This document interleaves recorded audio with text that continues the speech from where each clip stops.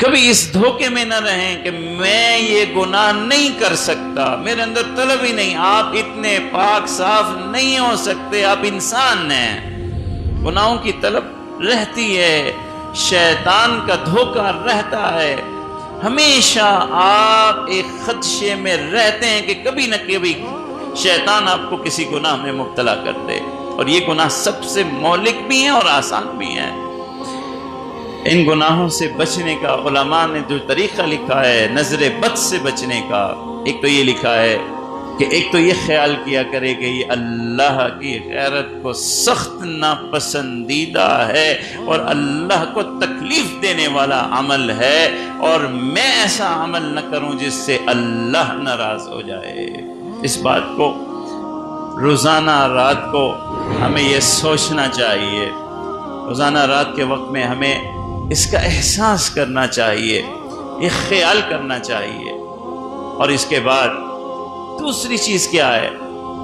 دوسری چیز یہ ہے کہ اللہ تبارک و تعالی محفوظ رکھے، کبھی آپ کو احساس ہو جائے، کبھی آپ کو احساس ہو جائے، علماء نے لکھی یہ بات کہ کسی چہرے کو دیکھنے کی طلب ہو یا بد نظری ہو جائے، فوراً بد شکل چہرے کا تصور کرنا چاہیے، اس کی لذت زائل ہو جاتی ہے۔ اور تیسری چیز جو میں آج کے زمانے کے حساب سے کہتا ہوں کہ آج سب سے مہلک چیز آپ کا موبائل ہے، آپ کا لیپ ٹاپ ہے، آپ کا کمپیوٹر ہے، سب سے مہلک چیز یہ ہے، سارا فساد اس کے اندر ہے۔ اس سے کیسے بچیں؟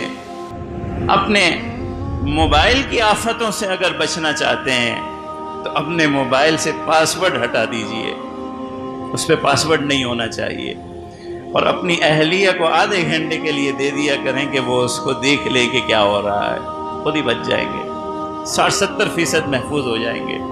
اللہ کا خوف نہ بچائے، یہ خوف ضرور بچا لے گا۔ علاج ہے، یہ علاج ہے، علاج کرنا پڑتا ہے، دوائی لینی پڑتی ہے۔ اپنے موبائلوں سے پاسورڈ ہٹا، پاسورڈ رکھنے کا مطلب یہ ہے کہ کچھ گڑبڑ ہو رہی ہے، نہ رکھیں۔ اپنی اولاد کے ہاتھ میں اپنا موبائل دے دیا کریں، گھر والوں کے ہاتھ میں اپنا موبائل دے دیا کریں، اور ان کو سکھائیں کہ کیسے یہ سرفنگ دیکھی جاتی ہے، میں کہاں کہاں گیا ہوں۔ یہ خوف ہی کافی ہو جائے گا، آپ کو کھینچ کے رکھے گا، باندھ کے رکھے گا کہ آپ نے کوئی غلط کام نہیں کرنا۔ بچوں کے سامنے شرمندگی آج ہمارے لیے بڑی چیز ہے، مگر یاد رکھیے اصل شرمندگی تو رب کے سامنے ہے، اللہ کے سامنے ہے۔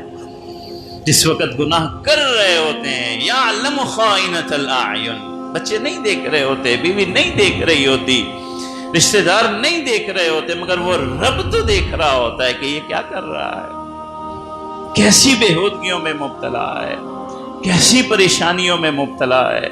تو اللہ تبارک و تعالی سے دعا فرمائیے ہمیشہ کہ اللہ ان تمام ایسے گناہوں سے جو اللہ تعالیٰ کو ناپسندیدہ ہیں، ناراض کرنے والے ہیں، ہم سب کو محفوظ فرمائے، ہم سب کو محفوظ فرمائے۔